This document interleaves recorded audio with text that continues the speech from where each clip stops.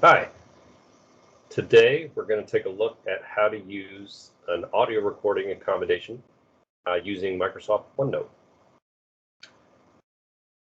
So I'm going to walk you through some things. I'm going to share my screen. So the first thing you want to do, obviously, is to get OneNote onto your computer. If you have a Windows 10 computer, it'll already be, it'll come installed on your computer already. You can go down here to the Start button. If you're going to be using the app a lot, I recommend putting it on pinning it here on your taskbar. So there's OneNote. If you're a Mac user, obviously go to the Mac store, go to the App Store, pardon, and type in OneNote there. You can also sign into the web version through office.com with your Calvin account. So once you have the app downloaded, you will want to sign in with your Calvin account because then everything will be saved on the cloud. So if you have OneNote on your phone, you have OneNote on your computer, you can access your notes on any device you have and create notes on any device you have. So to get started taking notes in OneNote, first you're going to want to create a notebook and label it. The way I like to do it is making a new notebook for every semester of classes. Makes it a little easier to navigate and find what you're looking for. So I've created a notebook down here. I can say add notebook, and I've created one for fall 2021. From there, you can select a tab or add a section. I like to make a section for each class. 153.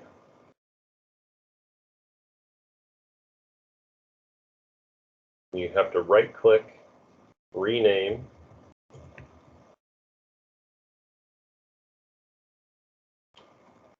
And then for every day of notes, I would make a new page. So, page. Okay, so English 101, let's say today the title of the class or the lecture is going to be about persuasive writing. Now, if your professor has shared a PowerPoint with you, you can go to, once you have that downloaded, you can go to Insert, either Printout or File, and it will open up your files in your computer, and you can select the file you want. I've already done that with this PowerPoint, and then it will insert the entire PowerPoint for you. If your professor has blanks that you are to fill in as you're listening to the lecture, you can just type directly onto the PowerPoint slide. If you move your cursor there, a little harder to see on that dark background. Let's see if I can get a lighter background. I think this one might work. There we go. And of course, if you want to change the way it looks, you can go to Home and either do bulleted or numbered. That helps you organize. Okay. You can draw. You can insert math if that's appropriate. Now, if you want to record what your professor is saying or record the class, remember that you first must give your professor your accommodation memo, go over your accommodations, discuss your accommodations with your professor, and offer them the recorded lecture pledge, which states that you will only use the recording for your own study purposes and you will not post it or online or share it with anyone. That's for your own good as well as the good of the professor. If you have any questions about that, you can always talk to your disability coordinator.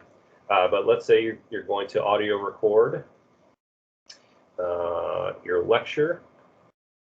So the cool thing is, depending on where you are in the lecture, you can place the audio file.